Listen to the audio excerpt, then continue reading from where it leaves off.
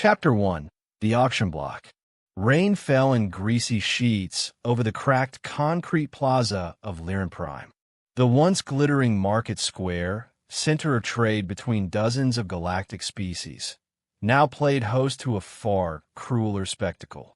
At the edge of the platform, a small figure stood, clutching her mother's trembling hand. Kaalith, widow of Commander Shuran of the Threx Dominion, stood barefoot and marked. Slave ink glowed dimly beneath the ridges of her violet skin. Her silver-gray eyes stared past the jeering crowd of buyers. No one had bid on her. Not a single hand raised, not even for her daughter. Widow of a fallen warlord, the auctioneer spat, flicking his translator bead. And the child? Useless, quiet as a stone. Doesn't speak, barely moves. The girl beside her, little Asari, only 5 orbits old, clung to her mother's thigh. Dirt streaked her cheeks, but her eyes, gods, her eyes, were old. Older than any child should have to be. Behind the crowd, unseen by most, a man stood with a coat that had seen better years and a face carved by battles he never talked about. Human. Civilian. Technically, his name was Cole Maddox, and he had no business being on Liren Prime. Chapter 2. The Forgotten. Start the bid at 2 credits, the auctioneer barked. A murmur passed through the crowd, derisive laughter. 2. For a Threx widow? Might as well be selling dust. She fought against us during the siege, someone hissed. Let her rot. They're worth more as corpses. Kaalith flinched as Asari whimpered. Cole shifted his weight, jaw grinding. He wasn't a hero. Not anymore. Not since Eos. But there was something about the way Kaalith held her daughter, refusing to bow, refusing to cry. Pride wrapped in defeat. He raised a hand. The crowd stilled. 100 credits, he said flatly. A hush fell like a falling blade. The auctioneer blinked. 100? For both. Yes, both, Cole repeated. No one countered. Sold. The gavel rang, and with it, Kaalith's fate changed. Chapter 3. Debt and Silence. Cole didn't speak as he led them through the back alleys of the spaceport. Kaalith, still barefoot, still stunned, limped behind him, clutching Asari in her arms. Finally, in a dim room above an old mechanic's shop, he stopped. You can stay here, he said. You're free now. No collar. No orders. Kaalith looked at him warily. Why? He shrugged. Because someone should have done it. She said nothing. That night, as Asari slept in a corner beneath a patched blanket, Kaalith sat on the floor. Her eyes never closed. She watched Cole, watched him drink too much, watched him fall asleep in his chair with a pistol still strapped to his thigh. And she realized he was broken too. Chapter 4. A Place for Ghosts. The days passed slowly. Kaalith helped around the shop, learning the tools. Asari followed her like a shadow, silent and wide-eyed. Cole spoke little, but he watched. He saw how Kaalith fixed a broken servo arm on her first try. He saw how Asari flinched at loud sounds but curled trustingly into her mother's chest. One morning, he found a crumpled drawing beside his coffee mug, done in charcoal, lines smudged and childlike.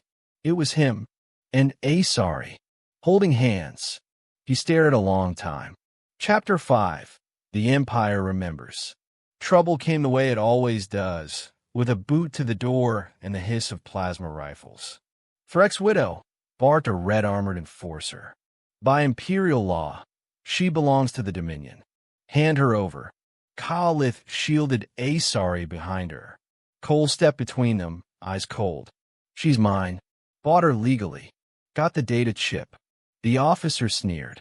We're not here for technicalities, human. We're here to clean up what's left. He reached for Kaalith. The pistol was in Cole's hand before anyone saw it move. One shot. The enforcer crumpled. The rest raised their rifles, but Kaalith was already moving. Like a ghost from a war, she struck fast and brutal. Bones cracked, metal dented, Cole fired again. When it was over, the floor was slick with blood and breath. They stood in silence, hearts hammering. "We have to leave," Khalith said finally. "They'll send more." Cole nodded. "Then we run." Chapter 6, Ship of Strays. The ship was junk, a patch freighter called the Bramble. But it flew. Khalith took the co-pilot's seat without asking. Asari curled into the sleeping bunk, clutching a stuffed piece of wire Cole had shaped into a figure. As the ship broke orbit, Cole looked over. "You ever flown a ship before?" Khalith didn't smile, but her eyes gleamed. "I flew warbirds over Threx Prime." Cole whistled. "Guess you can handle this rust bucket, then." They left Lyran Prime behind, and for the first time in years, Khalith felt something unfamiliar. Hope. Chapter 7, On the Run. They didn't have a destination, just a direction. Away. Away from the Dominion. Away from the silence of graves. They stopped on fringe worlds, trading, hiding, helping. Word spread. A strange trio. A human, an alien widow, and a ghost-eyed child. They were nobody, and yet they mattered. Khalith began to laugh again, sometimes. Asari spoke, a whisper at first, then full words. Her favorite word was home. Cole never said much, but he fixed things.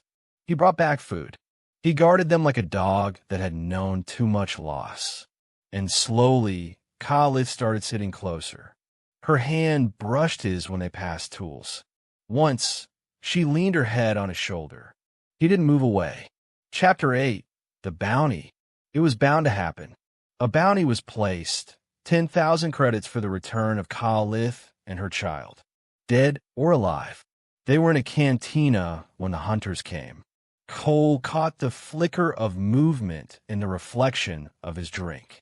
He pulled Khalith down just as the blaster bolt shattered their table. Asari screamed. The fight was fast, brutal. Khalith fought like a storm, her movements poetry and rage. Cole took a hit to the shoulder, but didn't stop.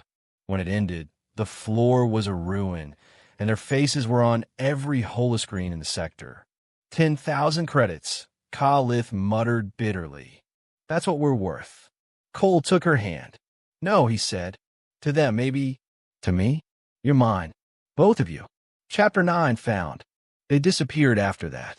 No one knew where they went. Some said they took refuge with the old resistance. Some swore they saw the Bramble slip into a wormhole near the Dead Star. But rumors grew, always whispered in corners, that a human once stood between a galaxy and a mother with nothing left. That love, when claimed fiercely enough, could defy empires.